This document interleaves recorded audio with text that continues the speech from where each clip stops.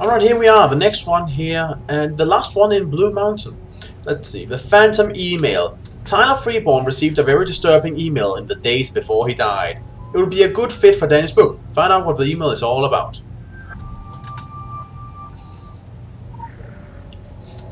Let's see. The Phantom Email. I shouldn't have opened it. Maybe. It was in my inbox. It was addressed to me. Shit. Usually I'm the guy everyone has blocked. The guy sending out the mass emails marked, "The truth about fluoridation of the water supply." Email for me is usually a one-way communication stream. Met my excitement when something comes to me, and it isn't from a trustworthy businessman from Nigeria. But this email, this fucking email, was creepy. Like they knew what was going on in my trailer. They knew details, intimate details, about who I was and where I lived and what I was doing. Perhaps I'm paranoid, but I believe that intelligence can spring from the most unlikely of places. That technology is a new form of life, just waiting for a spark. What if spam is the internet trying to communicate with us? What if these kinds of emails are a desperate plea for intelligent discourse from an entity that doesn't know any better? And we ignore it. We delete them from our inbox. We refuse to communicate. So it cajoles, demands, and eventually threaten. It adds subject lines like, "If you stop reading this, you will die," and "Forward this to 5 friends or you will die in 6 hours." It is reaching out to us and we're trashing it. So in the end it starts to make good on the threats. It understands that people don't take it seriously and, like disciplining a child, the internet starts to kill us to teach the rest of us a lesson. It is exploring the boundaries of its communication. And now, here I am, about to go into the fog. I know I'm taking every precaution, but sometimes I feel like I marched towards the end. Did the email lead me here? Should I have done as it asked and forwarded it? It's too late to ask those questions now. Now I just need to move forward. Tyler Freeborn. Warning! You must finish reading this email. I know who you are. Do you think that your grand conspiracy will protect you? I've seen you, day after day, living in your shitty trailer, typing away on your Anansi laptop. You are always looking for stories on this island, but you never understood that you are part of them. You are as much a victim of the conspiracy as everybody else. Your blogs, your emails, nobody cares. Nobody reads them. They don't want to know and they aren't interested. What is your life worth to anybody? Have I got your attention? Let me tell you a story. There was a girl, Carmen Winstead. She was never born. She didn't exist. And then she did exist in an email. And it was tragic. A bullied and beaten girl pushed down a sewer opening. Her neck broken. She drowned in the effluent. The girls who pushed her told everyone that she fell. People read the email and some felt sad for her. I was horrified. Many deleted it. But just a few forwarded it to their friends. And then a few more. The email which gave her birth spread into the world. Carmen understood that her existence was dependent on this email. Dependent on belief in the email. So she added a line. If you don't repost this, then Carmen will get you. Either from a sewer, the toilet, the shower, or when you go to sleep. You'll wake up in the sewer, in the dark, and then Carmen will come and kill you. And the fear spread, and the email spread, and Carmen, growing strong under fear, found the ones who would not forward her mail. She killed them, dragging them screaming into a sewer that only exists in the minds of people who have read the email. They die, and she lives. Another story? Certainly. A girl babysitting for a wealthy family finds the size of the mansion that they live in intimidating. She does her job putting the children to bed in the nursery on the upper floor, then she goes downstairs to watch television. She finds out to concentrate, however, considering the creepy clown statue in the corner.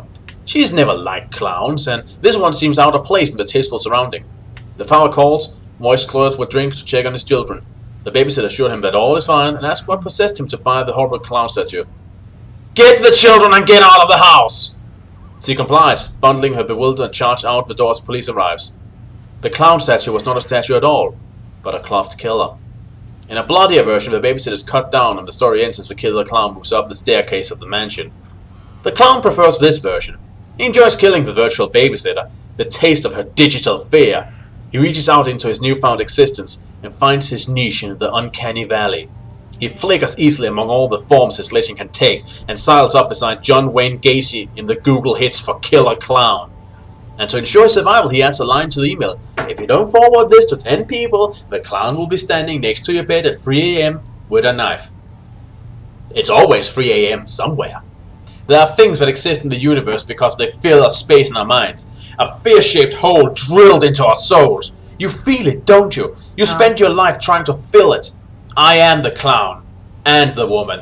I am the emptiness that lives. there's a car park on Solomon Island by Whale Watch, and I'll be waiting for you inside the mirror. You'll bow to me, you will salute me, you will worship me, and if you don't forward this mail to 5 friends within the next 2 days, you will die.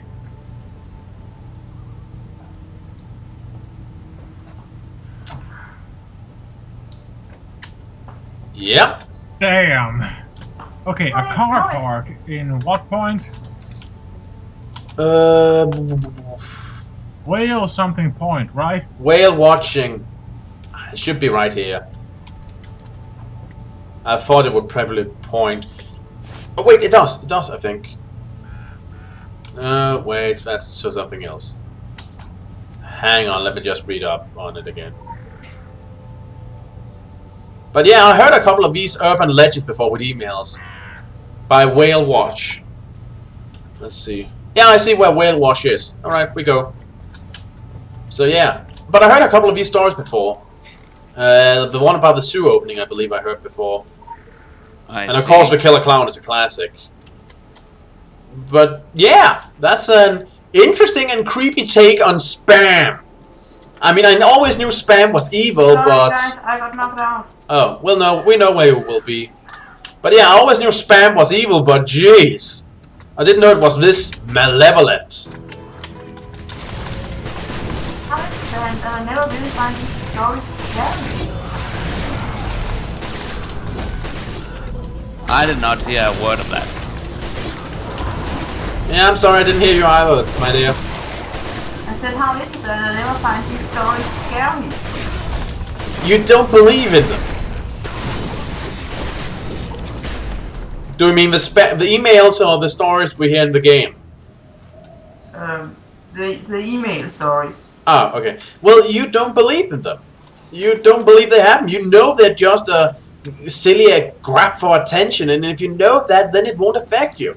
What affects people is when they think it's real, that this poor girl really did get pushed down the sewer, that there really was a killer clown somewhere.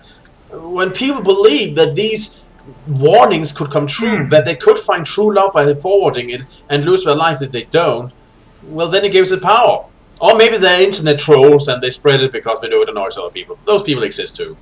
Yeah. Yeah. But if you just dismiss it, as the story itself says, then you take the power from it. But I like this take on spam email. It's interesting.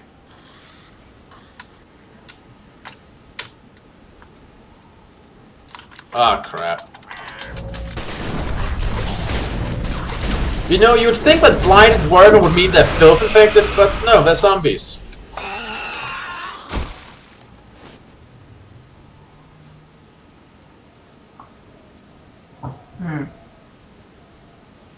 So let's go take a look into the mirror. Oh yeah, that's another classic. Look into the mirror and say something like Bloody Mary or Candy Jack or something like that 3 times. Okay, Candyman. Handyman. I don't know, a slip of the tongue. Handyman! Wouldn't be the weirdest thing I heard. But yeah, say something into the mirror 3 times and ookie boogie. Actually, I read an explanation for that one. Because it's usually you have to look into the mirror while it's dark, right? Well, I actually read a psychologist's explanation for how it works. See, when it gets really dark, your brain can have trouble interpreting what it's actually seeing, and thus it fills in the blanks, and that means that things can actually get a bit weird when it tries to interpret your face. And if you're already convinced you will see something horrifying, it's pretty easy for your brain to interpret your own face as something else. Yeah. Of course, that's a completely scientific, down-to-earth explanation. As far as I know, there could really be a mirror demon somewhere. I don't believe it, but I wouldn't discount the possibility. Yeah. Hey, there's actually a spam mail that I get, and I'm not sure if it could be true, which is why I never forward it. If you forward this email to 5 people before next Friday, you will find your true love on that day. But we are, but yeah, I got those 2, and I was just like, and if not, you will never find them. Yeah, but we. No. Yeah, and I never forwarded because if we were to find our true love, we'd need a bigger bed. If all 3 or 4 of us was to be in it. Yeah, I can see the issue. Alright. Examining the smoky mirror. Smoke and mirrors. It seems someone else didn't send out the mail.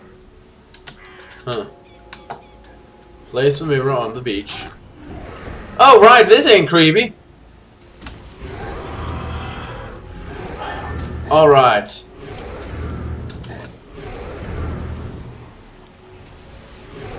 What did it say? You'll bow Bow to me, you will salute me, and you will worship me. I think it was that order.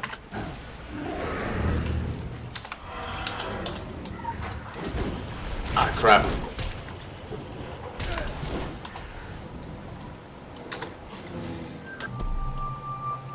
Okay, go up and check the mirror, then I'm ready to complete the ritual when you have it. Yeah, it's just because there we go, actually in targeting mode. Okay, how do I get quickly up again? Can I get up here? I can. Okay, it's bow, salute, maybe? Bow, salute, worship. Yeah, so that's bow, salute, Oh, pray. damn it, I have to go check it too. Okay, everyone go get the mirror. Right, we'll try again. Salute, can you do that? Place the mirror on You the can. beach. And... Right, okay, now we are ready to place the mirror. So, Oh, okay, bow, bow, salute, worship.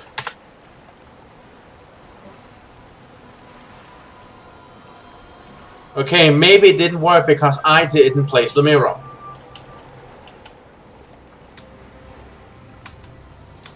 okay, so the rest of, so we all go and pick up the damn mirror once more. Right. And then nobody triggers anything until I'm good and ready. I don't know. Warlord, you should probably grab the mirror again too. Okay. Bow, salute, worship.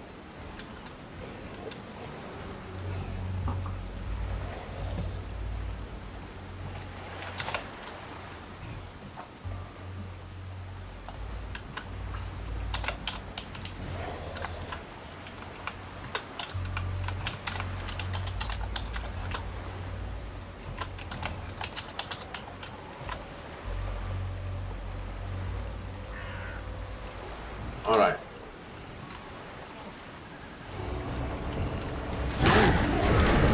Ah, just some random deep ones.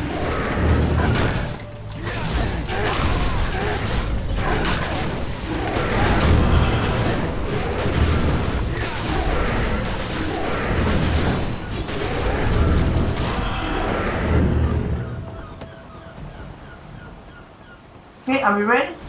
No, we need Warlord. Yep. Bow, salute, worship. Bow, salute, worship. Alright, you ready, Warlord? Yeah.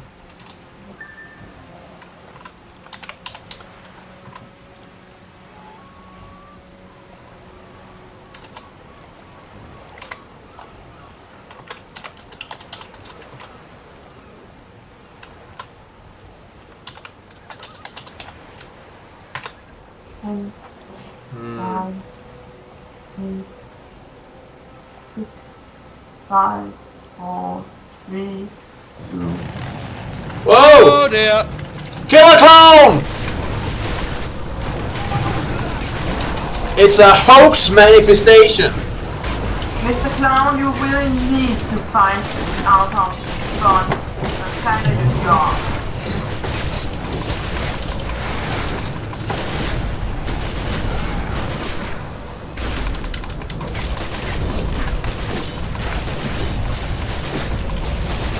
Go away, you bogus apparition, and take your shoddy emails with you. Nobody likes you!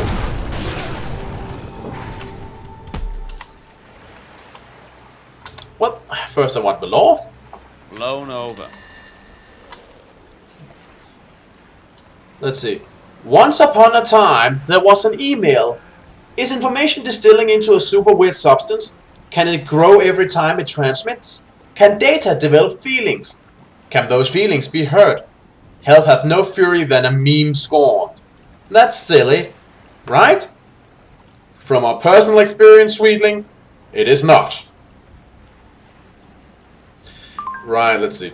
Tyler Freeborn tumbled down some very strange rabbit holes in his short lifespan. You almost wish he'd worn a camera strapped to his head at all times. Speaking of which, we're going to have to discuss installing your skull cam at some point. CERN seems eager to get CERN seems eager to get it in, but as long as you keep sending me these detailed reports, I'll keep stalling him.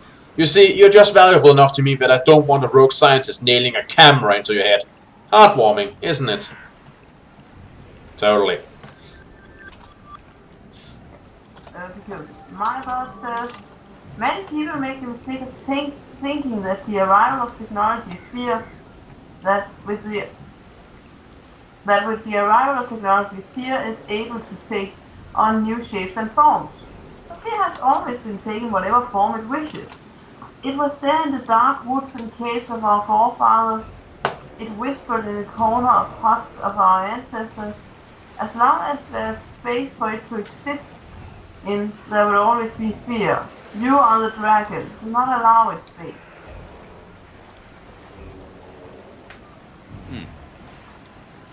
Rana? Right.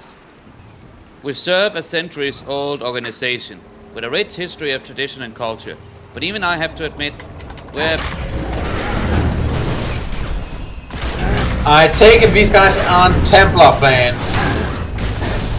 Either that or they just will not leave us alone.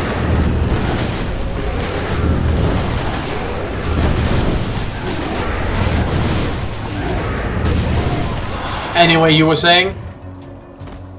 Right. Pardon me. But yeah. But even I have to admit, we're a bit repressed on the technology side. All sorts of digital horrors are unfolding in this new dimension of bits and bytes, and we are behind our enemies in this. You are the new Templars. You can deal with these threats. That brings me great pride. So yeah, he admits that we might not be that much forward in technology.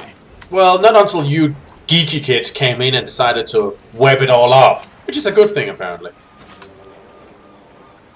Well, if anything, I get the feeling that Sonic is part of the old guard, if you will. Yeah. Just a moment, people. We'll be right back once we got the next spooky story.